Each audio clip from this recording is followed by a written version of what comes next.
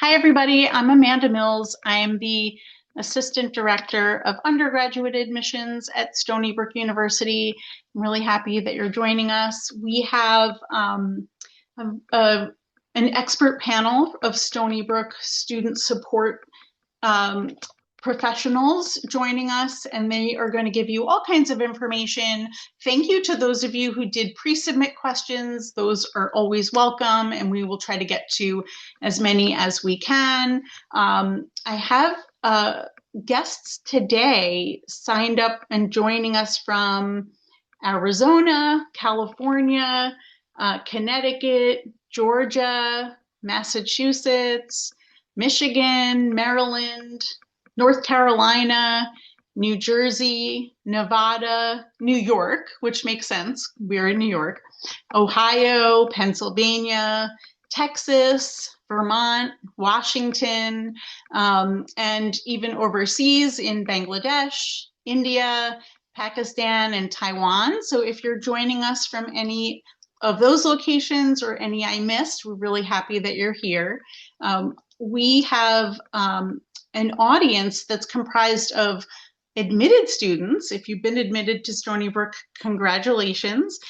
This is a huge achievement this year, and you did a lot of hard work to get here, and we're really happy that we were able to make that offer to you. And now we want to tell you what we can do to support you when you get to Stony Brook if you choose us. We also have some prospective students who are maybe thinking about looking at Stony Brook in the future and maybe applying their high school juniors or sophomores. So if that's you, welcome. This should be really informative. So we're going to get started with some general introductions so you get to know everyone. And again, don't be shy. You can use the Q&A at any point if there are questions we miss or that you don't hear come up during the panel. Why don't we start with Christine? Sure. My name is Christine Saris. I use she, her pronouns. I'm with the campus Center for Prevention and Outreach. And just to tell you a little bit about us, we focus on prevention and outreach, as well as early intervention services around a variety of topics that have the potential to have big impacts on college student health, wellness, and safety. The four areas we primarily focus on are physical health, mental health, alcohol and other drugs, and sexual violence, both in terms of prevention and response with regard to supporting survivors. So I know we've got a variety of questions, and I can get deeper in as we go through, but just to give you a starting place about us and our department. Thank you, Christine. Terry? Hi, I'm Terry Zenobio. I am the new Assistant Director for Family Services and Support. Just joined Stony Brook 3 months ago. So I'm learning along with many of the families on this call about the amazing services. Essentially, the position was created to offer families a landing place as they transition to having a college student. It's a big milestone for a family. And so we're here to partner and to offer parents as much support in that process as we can. Thank you. Victoria?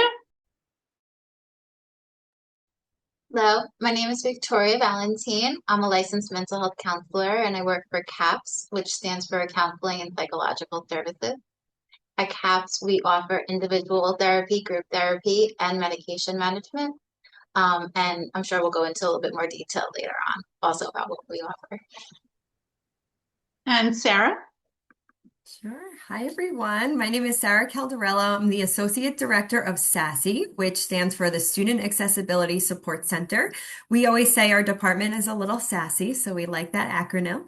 Our department oversees accommodations and support services for students with temporary and permanent disabilities. So this includes everything related to learning disabilities, autism, mental health conditions, as well as injuries. And we also oversee pregnancy accommodations. So basically, if there's any sort of circumstances that comes your way and you find yourself needing some longer term supports and intervention, you will make your way over to our office.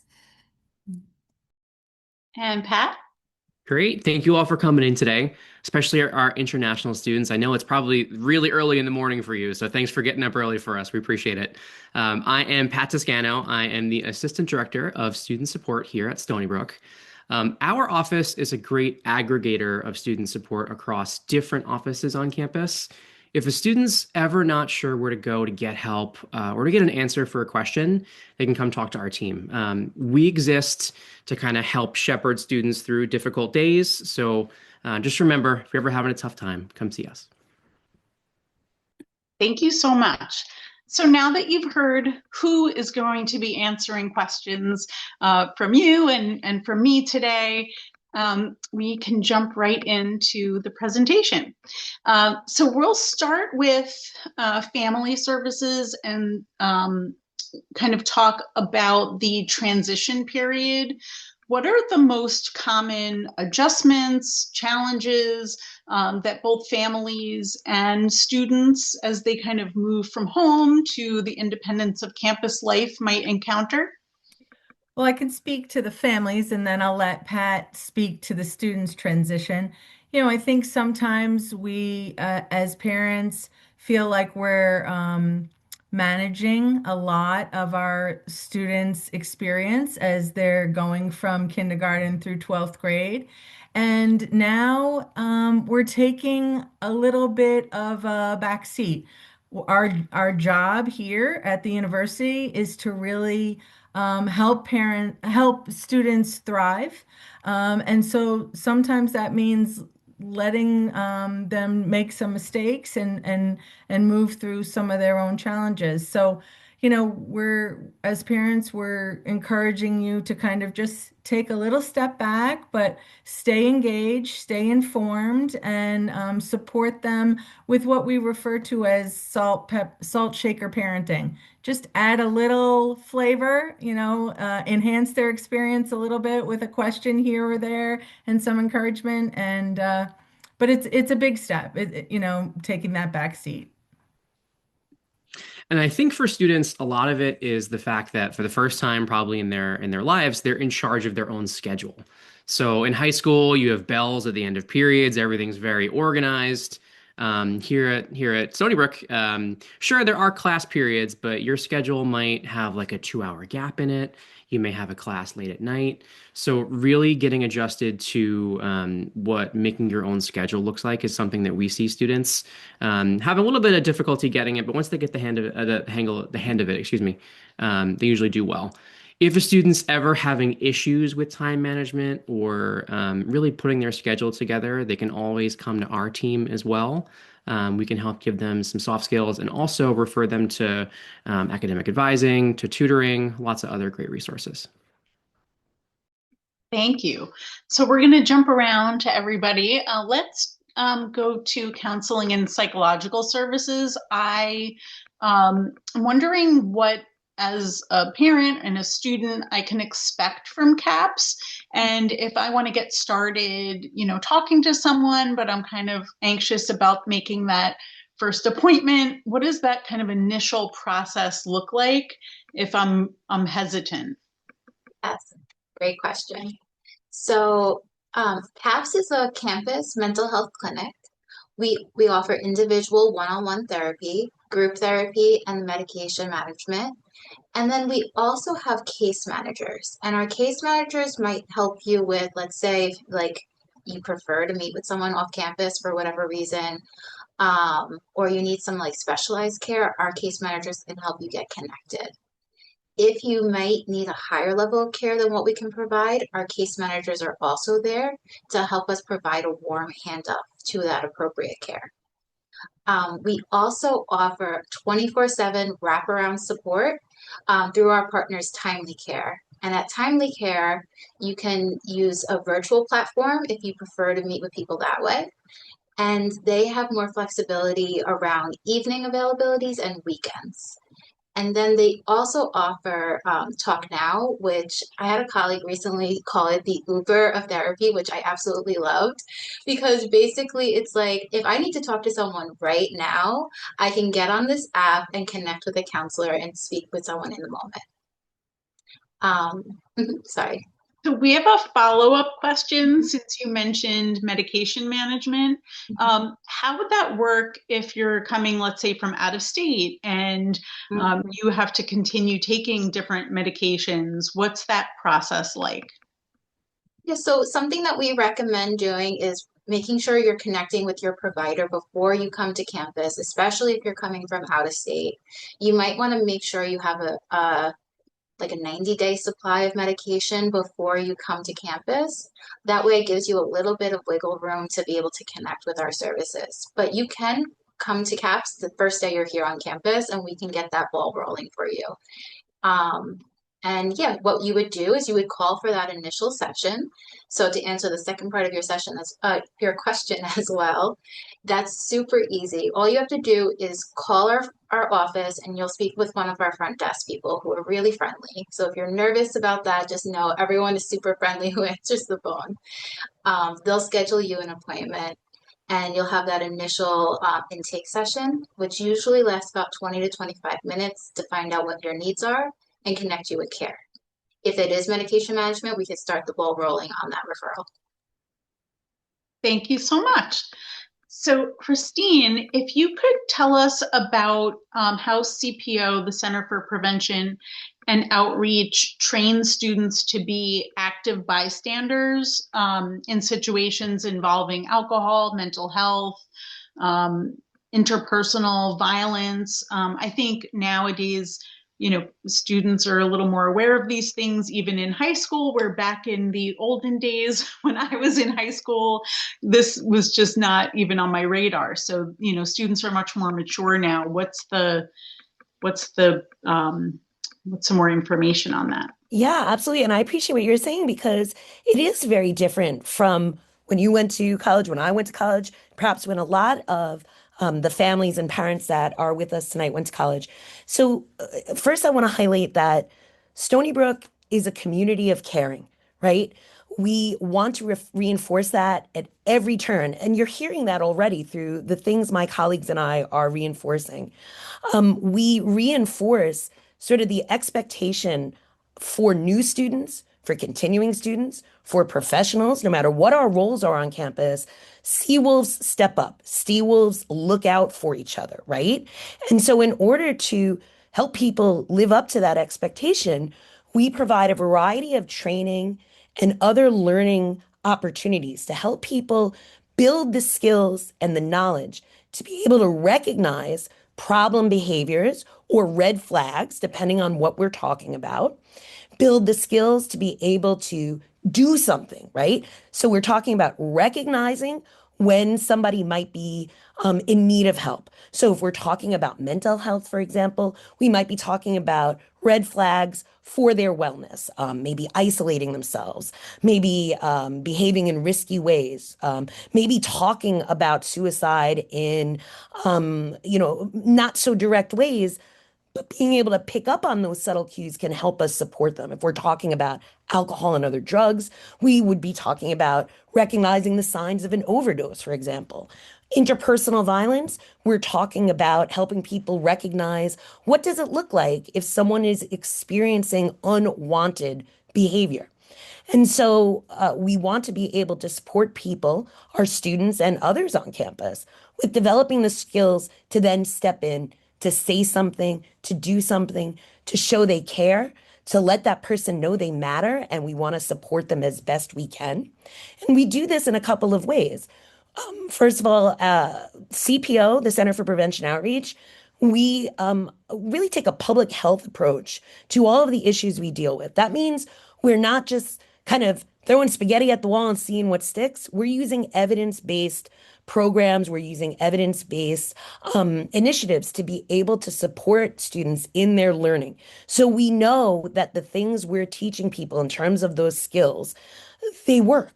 And so then we reach students in different ways. When it comes specifically to our bystander trainings, because that's what we're talking about here, right? Giving people the skills to not just stand by and observe while something is not going right or somebody is suffering, but to be able to actively step in and make a difference.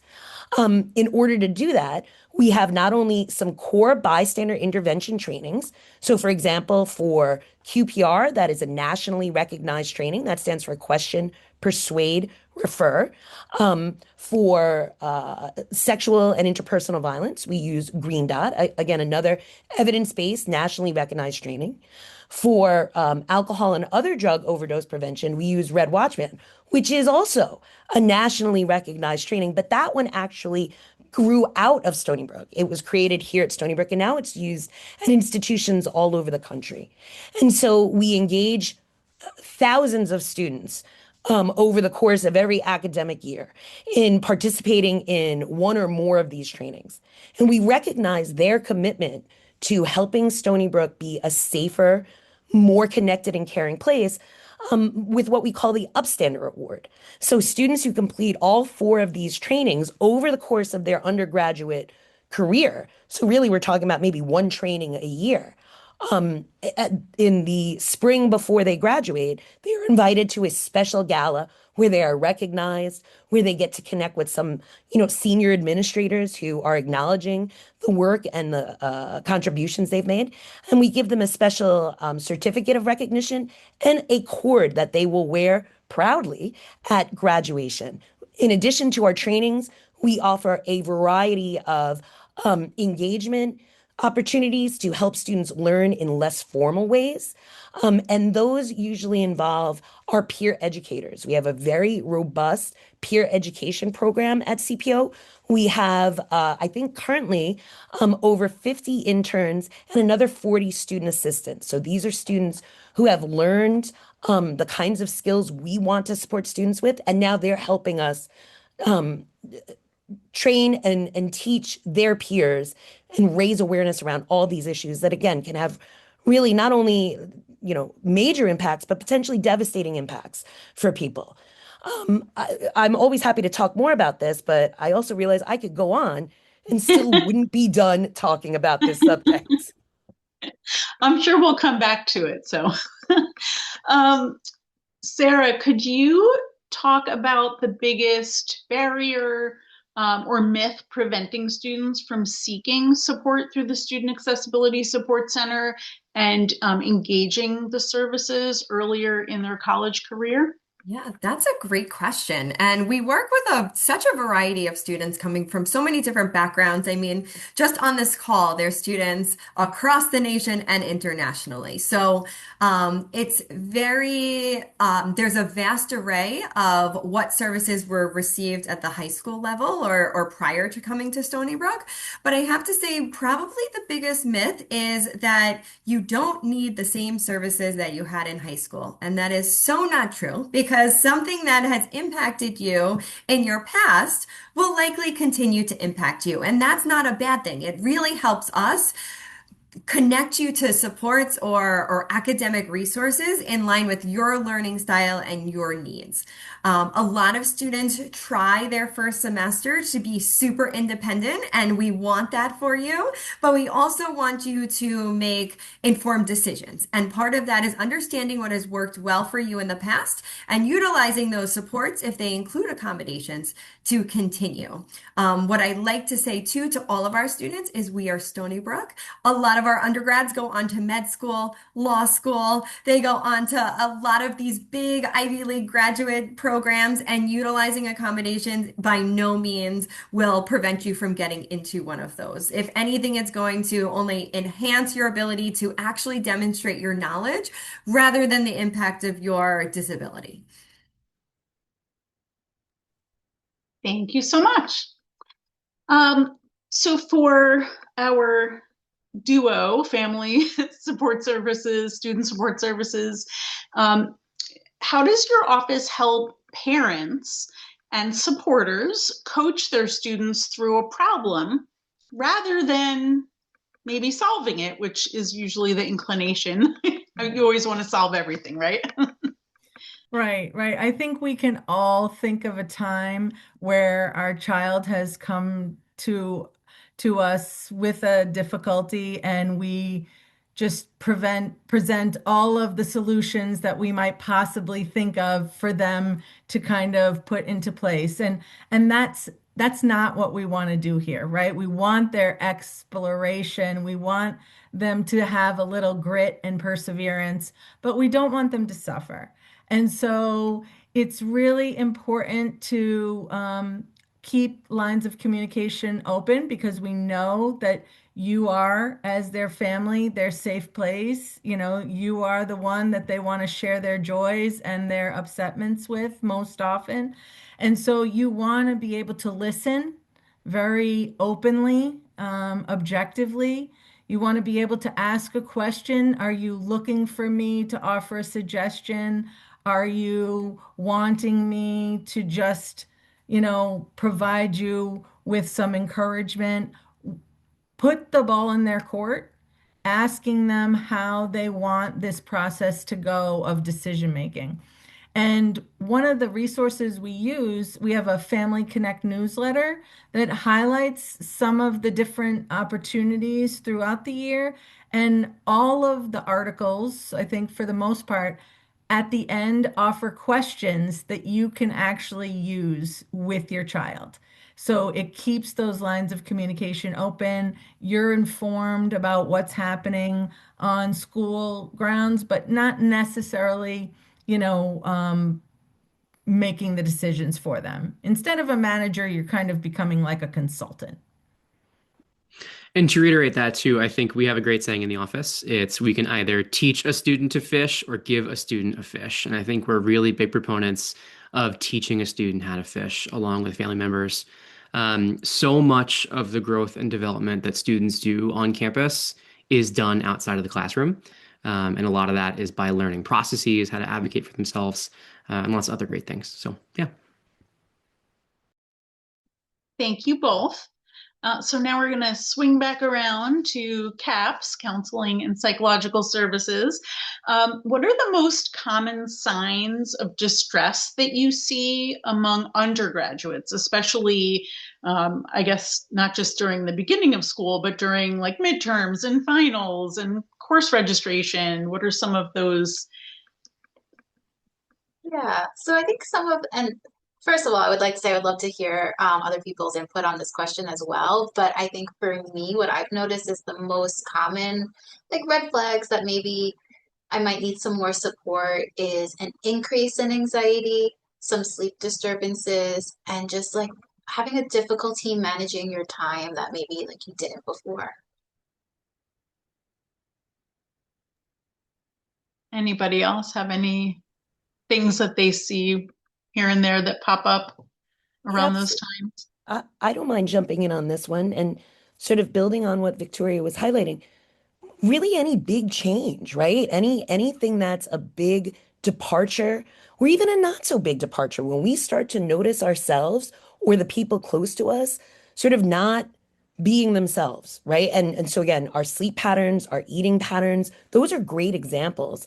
Even like the idea of like anxiety and worry. Let's be real, right? There's lots of stressors in college. But when those stressors don't go away at the end of the day, or when you have a little time off, or when they become so overwhelming that they're getting in the way of what you need or want to do, these are all signs that it's time to get a little bit of help. And that could be clinical help, like we're talking about here, or it could also be help building more coping skills, accessing more social support. And so that's where all of our departments work together, like to approach students who might need that support from many different angles. So we don't, any of us want it to be an either or. If you need counseling, great. We also want to support you on the education. If you're getting accommodations, fabulous. Perhaps this is a spot where you could learn more about anxiety or what's going on with your sleep or whatever it would be. So there's a really sort of cohesive feel, I think, to all the things we do, even when we're not all doing them at the same time together. That's great. And so do the peer educators through CPO, I know the question was about how they help kind of break down the intimidation factor that can come with discussing sensitive topics with professional staff, but would they also potentially be someone to talk to about those stressors? And then, if they're not ready to kind of talk to us.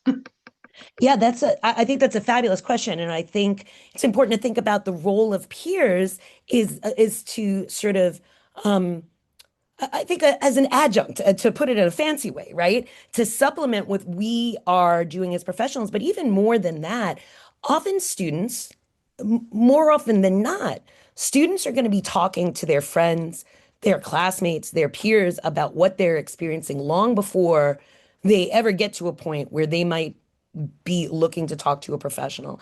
And so with our peer educators, and I know the students working in other offices like our student support team, as well as the students who are working with Student Accessibility Support Center, our students are all trained, again, to be able to not only have some insight into the issues that are affecting students, so they know a little bit more about those issues and can effectively talk about them, whether we're talking about red flags for depression or anxiety, or again, some of the things we want folks to know about some of those other big issues.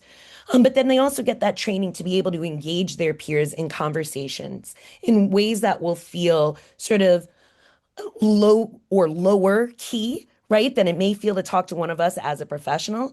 But a big part of what we also train our students to do is recognize that they're part of a network and not, they're hearing things of concern from their students that they're connecting with, not to hold on to it themselves, right? To both try to connect the student to the resources, sort of talk up all the resources we have available. We support our peer educators in learning a little bit about how to make a resource sound attractive, how to effectively sort of connect their friends and their peers with it.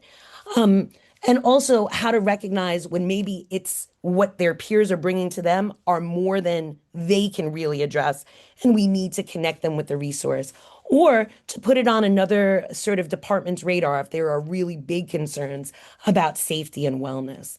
And I hope I'm not putting you all on the spot, but I think you all at Student Support, you still have your peer support interns, correct?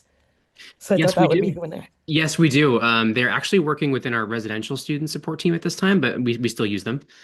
We have a group of 7 students that peer students can access. They can go out for coffee. They're hosting lots of programming events, and they are a great tool to help us get students engaged and involved on campus. So they're a fantastic group of students. We love them. They're great. Thank you.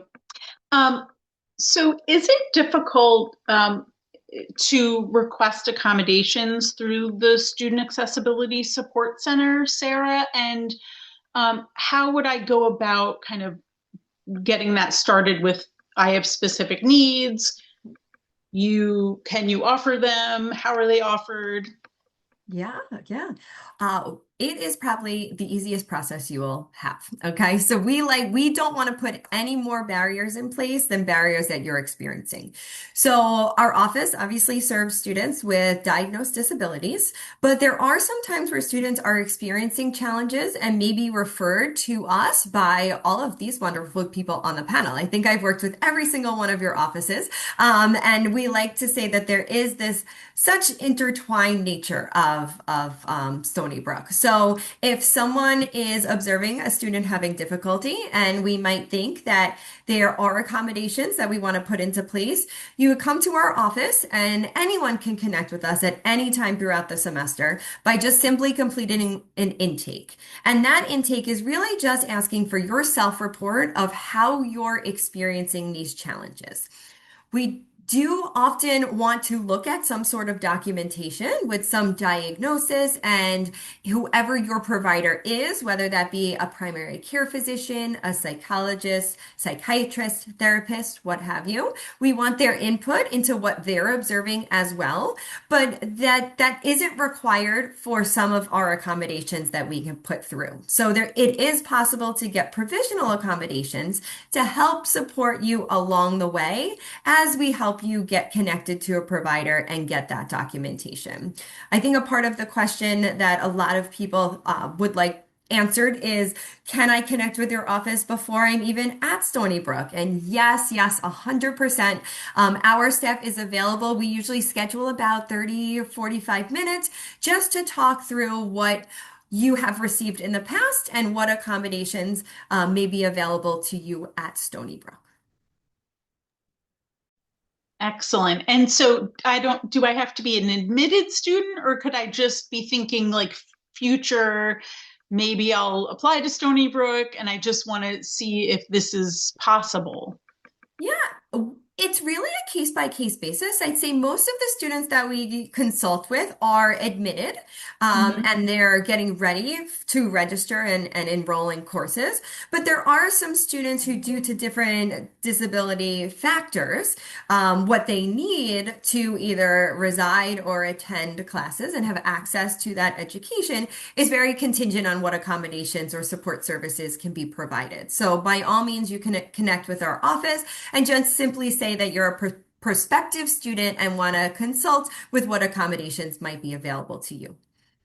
And I find your website so helpful. I always refer students and families to different areas because it really kind of discusses like what the process is in a very succinct way. So thank you. And now for Terry and Pat, can you talk a little bit about the family and sibling events or any kind of events that, if as we look forward to the fall and new student welcome week, and after that, what can we expect? Yeah, absolutely. We actually just had a planning meeting on that last night. We're trying to say to families, you are important to our Stony Brook community. You are part of us, just alongside your student. And so we do that by actually in the fall, it's going to be September 25th to the 27th, Friday through Sunday. We host Family Weekend, and that's your opportunity after, about a month later, after you've dropped your student at Welcome Week orientation, you come back. They've kind of gotten to a rhythm. Maybe they've identified one or two friends that they're kind of hanging out with.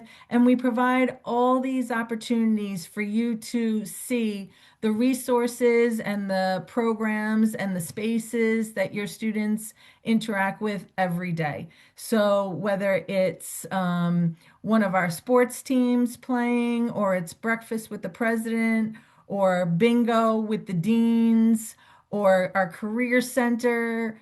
I mean, our rec and wellness, we're having pickleball courts this year, a whole tournament. So we're trying to kind of offer what Stony Brook gives to your student every day. And then for those of you who are coming from the Midwest, maybe you haven't been to the East Coast, we're actually doing some programming beyond the brook, and we're going to be bringing folks out to Stony Brook and Port Jefferson, and maybe even our campus out in Southampton, where you might be able to see some beautiful beaches and take advantage of some of our other wonderful resources that we have here. And then we'll send you off on Sunday, and you'll have the dates for our sibling weekend, which is usually in February during the spring semester. And that's just a time for students to bring maybe a sibling or a cousin or a neighbor that they're close to, and they can come. And we have some other really fun signature events like cake decorating and Lego tournaments, just so siblings can bond. And maybe we plant a seed for another Seawolf to think about coming later on, making your job a little bit easier, Amanda.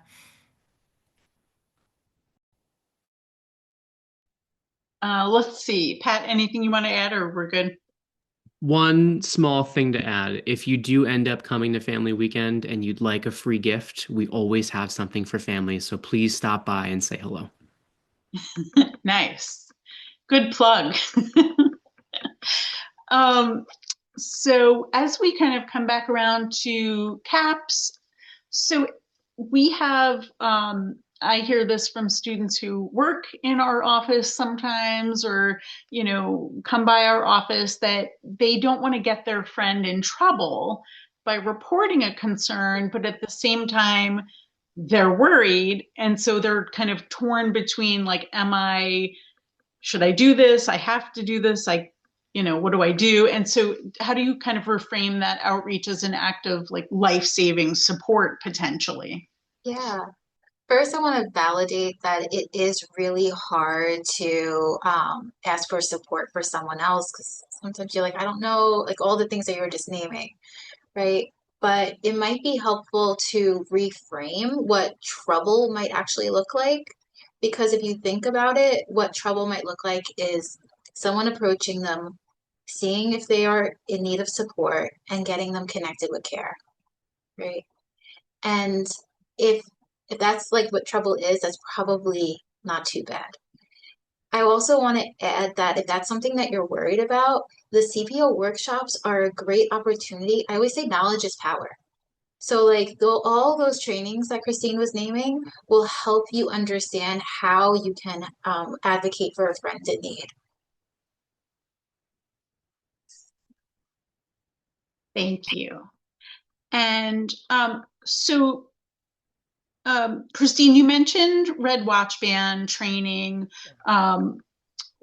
and kind of other initiatives, but should students look out for help to manage like daily stress? What are some of the things, like just not like an overwhelming, like long-term stressful, but just, you need that day to kind of unwind or find something to relax and calm you down? Oh, absolutely. And I really appreciate the way you're framing that. It's sort of when we can have more of that everyday stress management, again, the everyday effective coping, we might not ever, hopefully, get to a point where we are feeling overwhelmed, right? Or we're feeling those bigger impacts. So you're absolutely you're speaking my language there. And again, the idea an ounce of prevention is worth a pound of cure. So being able to take advantage of things like our PALS program. Now, this is probably the most popular stress management opportunity on campus. This is where we work with partners in the community to bring in trained therapy dogs to just be here on campus. We create multiple opportunities throughout the semester. There's typically at least one a week. And these are places and spaces where students can just come in and pet a dog. Again, the evidence base there is lots of science to support the kind of stress relief that petting an animal, being around an animal can give you. And then for a lot of our students, part of the beauty of the PALS program, the Pet Away Life Stress program, is that they might be here and they might be missing their own pet, right? And that gives them like a little bit of a connection to home while they're also connecting to the animals and to other people. We also have a number of other programs. Again, I could go on, but I'm going to highlight some of our biggies.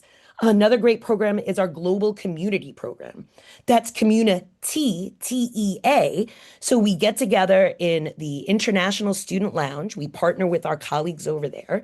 And it's a space not exclusively for international students, but really for any student who considers themselves sort of a citizen of the world, a global student. So this could be students who are first generation, or maybe their parents were first generation. This could be students for whom their cultural or religious or ethnic identity is really central to who they are, and they want to connect with other folks who are also interested in the way culture sort of shapes our experiences in the world with our health, with our connections to others. And there's also snacks and tea. That's why we call it Global Community. We also have a wonderful program called Mindful Moments. This is peer-led, mindfulness-based relaxation activities. So we're training students to understand what mindfulness is, right? That ability to sort of recognize what we're experiencing in the moment without judging ourselves for it. And then those peer educators are trained to lead a number of different, very brief mindfulness activities. And then they lead those activities for their peers. So again, they're not only sort of offering like a low intensity way to participate, as we've already discussed, connecting with a peer can be perhaps a little bit more comfortable, but they're also modeling it, right? They're demonstrating like this is useful. I make room for this in my life in this way. Here's some ways you can make some room for it in your life. And I think one more that's worth highlighting here, but if anybody has questions about what else we have to offer, very happy to tell you more. Another big one when it comes to just managing everyday stress is our wellness walk program. This is something that we do almost daily and sometimes more than once a day, where we're leading students with the help of our peer educators on just very brief 1 mile walks around campus. So we might meet at different places, we might get to different places. Another fabulous, again, I'm throwing a little plug to our friends in the student support team. Their department oversees the meditation room in our student activity center. So one of the things that we've done with our wellness walk program is we have some of those walks, that's where they end. We might meet at CPO, we'll take a walk around, give students a chance to connect with each other to learn more about campus, maybe identify a new favorite spot, and then that walk will deposit them right at the door of the meditation room. Hey, while you're here, maybe you want to check it out. Maybe you want to take a few minutes just to decompress and relax on your own or learn more about what this space has to offer.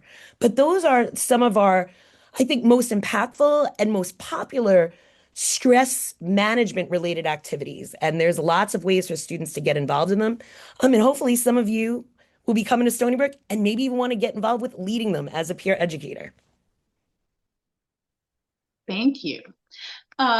Sarah, so how does SASC help bridge the gap between a student's, documented needs and their interaction with professors and faculty? And how is it similar and different from what they're used to in high school potentially? Yeah, that's a really good question. So in high school, students with accommodations typically have something that's called an IEP or a 504. They like letters and numbers. So this document is held by the teachers, and they pretty much have a roadmap to how they should build the instruction so that you learn best. And it's really focused on your success as a student when you're in high school.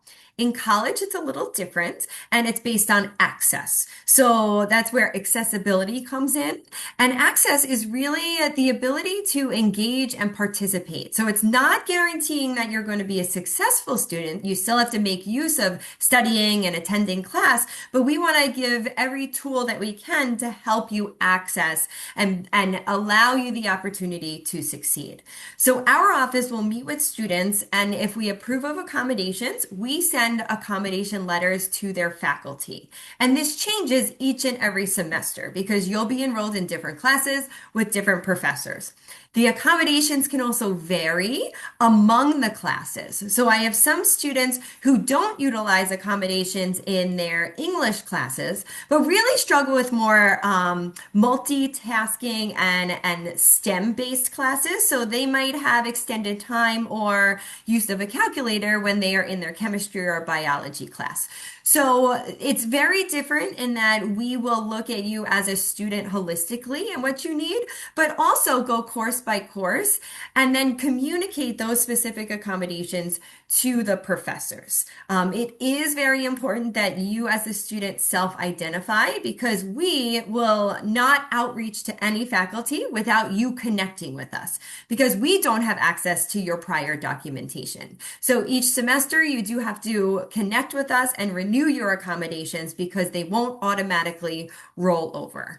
And accommodations are also not retroactive, which means if you don't connect with us until halfway through or later in the semester, and you happen to not do as well in the beginning because you didn't have your accommodations in place, we can't necessarily ask the professor to go backwards and regrade or give you any additional opportunities. But that's why we really encourage students to come meet with us as soon as possible. But we are open all the way through the last day of class. So it is possible for you to register if you happen to forget or are just nervous, but please connect with us at any time during the semester. Perfect. I don't think we're going to get to all of our questions, so I'm going to kind of go through and pick. I I think the for family and student support services, um,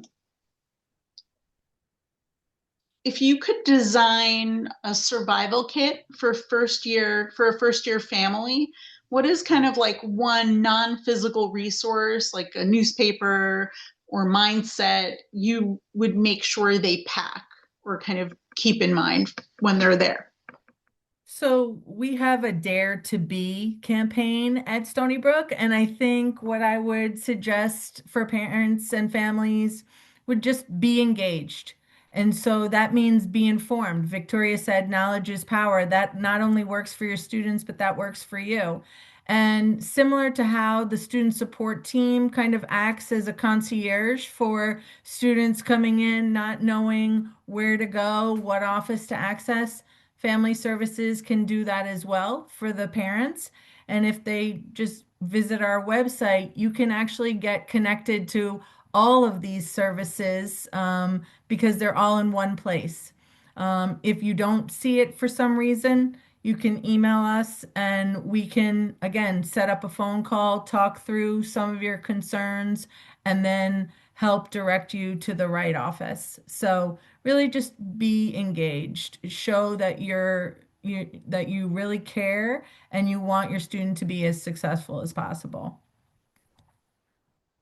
And we have a great question from our wonderful audience. They're all great questions, but this one I like a lot. Are these, um, you have all of these are wonderful initiatives, so thank you. But are these voluntary or are there kind of like regular mandatory check-ins with first year students or something that they're like strongly encouraged to participate in?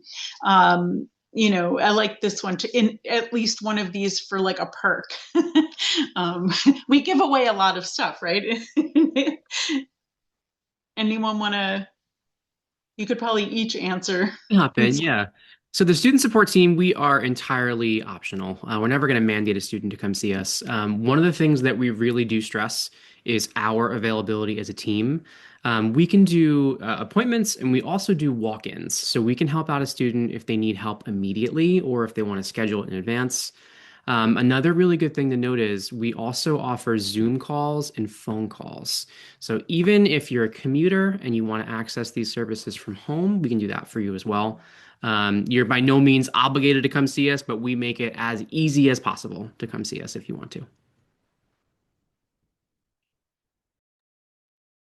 Can anyone think of, do we have anything that is, I mean, everything we're talking about here is voluntary, right? You don't have to do any of these things, but there will be some things as a first year student that you'll have to do, but most of those are academic, I would think. I can't think of anything right now other than like you have to attend some sort of a new student orientation. Like there's those types of things. But of the groups here, these are all just available to you. They're part of kind of who Stony Brook is. And this is just a little snapshot. There's actually dozens of other student support offices and services that Stony Brook has, but we would have to have like a 3-hour panel.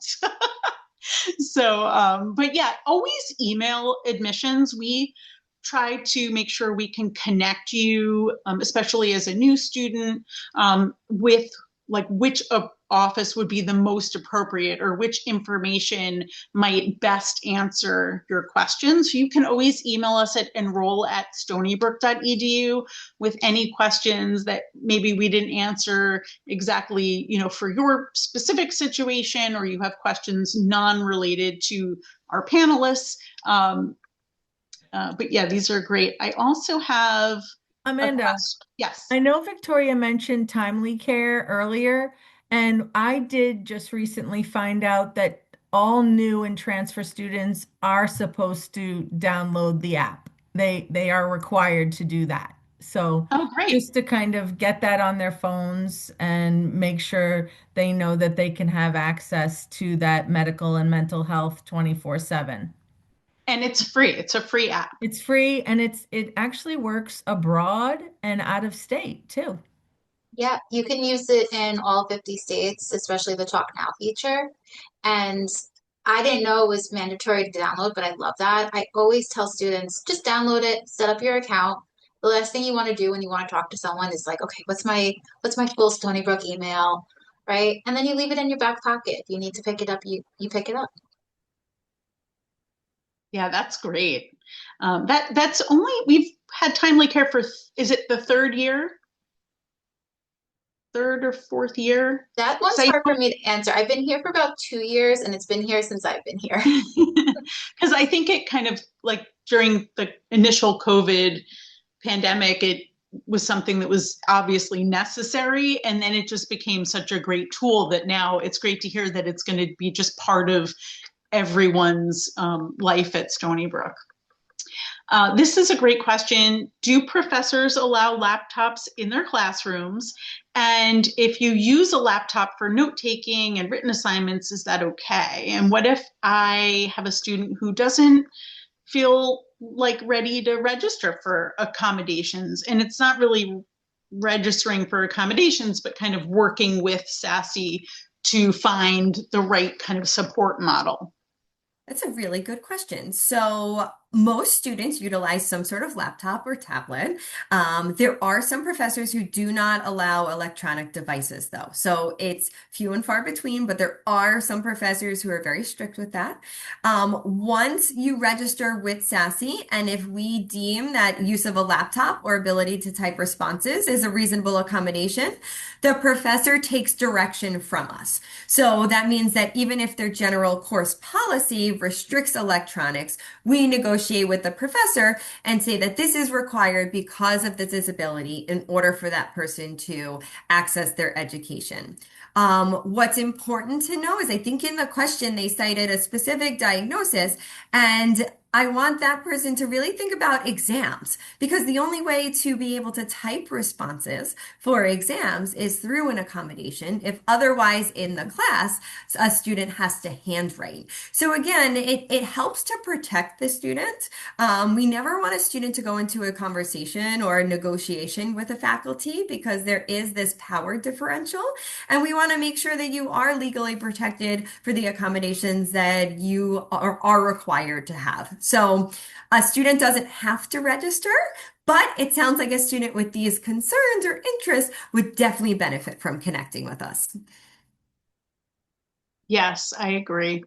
But sometimes, like we said earlier, like you just gotta try it your way, and then if it doesn't work, you have resources. So there's always a safety net, but you have to be ready to ask for some of these things, which I get. We all want to be independent. I remember when I was a teenager. So we have a couple more questions. My child suffers from migraines. I do too, so I feel their pain. What can they do if they find it affecting their work at school? I love this question. I'll take it because I think that it highlights the real cross collaboration. If this is a student who is just experiencing migraines, they probably find their way over at Pat and Terry's office, where they would connect with student support team, tell them a little bit about what's going on. Student support team often will then connect with the faculty and not give too much information, but just enough to open the door for communication to say, hey, there's something going on that might have impacted this student's success. Then they literally will walk that student across the hall, and I say that because we're neighbors, and it's very convenient. And we will then connect that student with some accommodations. Migraines, I fortunately don't have migraines, but we have a lot of students that do, and they are debilitating. Both if you are doing any online instruction with extended screen time, if you are sensitive to light light or noise, but also in the residence hall. So with migraines, there are often housing accommodations that we can discuss as well if you really need control over your immediate environment. Again, that noise and light level. So I think a lot of times when students are going through something, they don't necessarily know exactly the extent that it's really impacting them, and we really make use of all of these supports. And because they're probably struggling, we send them over to Victoria and Christine as well. Mhm. And this is actually also my question, so thank you to anonymous attendee. What do you wish more first-year students knew before starting their first semester? And this probably applies to transfer students who've been in different environments too. Anyone, everyone. I could say that I just want to normalize that transitions are hard. No matter what you're doing, the transition from one thing to another can be really hard.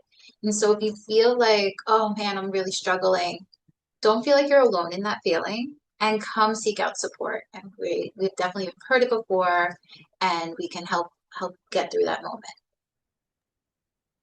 I asked this question to all of my freshman students too, and this year the biggest answer was don't be afraid to change your people. So that means that a lot of times when freshmen comes in, they naturally become friendly with people on their floor or in their classes. And it's okay if those are not your people because you just start to talk and you may have similar interests, but then they might have not have the same values or might not be interested in the same lifestyle choices that you are, and that's okay. So it can feel a little isolating or unsettling at first, but don't be afraid to try new things, to get connected, and to really solidify your people. That's great because we do have, I know I've heard Rick and Rick talk about over 500 clubs and organizations and literally thousands of events every semester. So you don't have to stay the same, you're not going to stay the same person. So it's likely that the people that you first meet will be different as well. And you can join a new club or try something new at any point. Anyone else have what you wish more first year students knew before getting started? Sure. I think come in with a plan and also be okay with it not going to plan. Sometimes things don't go the way you want them to. And when you're here at Stony Brook, you have an awesome support structure. I mean, everyone on this call, a lot of college is learning from mistakes, learning from difficult days. So just be okay with that.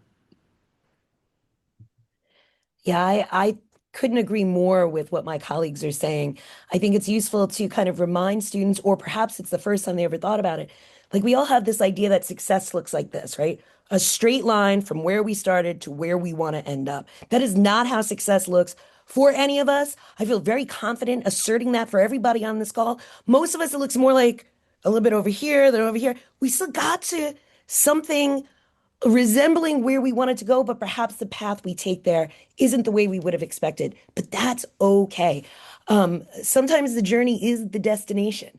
And so both being okay with kind of finding ourselves in different places along the way to meeting our goals can help us more effectively get to those goals. And I think I love what Christine said, and I would just underscore that trust that you belong here. You got in. You can do the work, and there's something special about you that the admissions office felt that you're going to contribute to this university in a positive way. So be confident that you belong here. That's such great advice. And you all have wonderful like office slogans that I feel kind of jealous that I don't think we have any. I've in admissions, I haven't heard anyone kind of have like a good slogan or motto. We're going to have to work on that. Thank you so much to all of the panelists and our audience for excellent questions.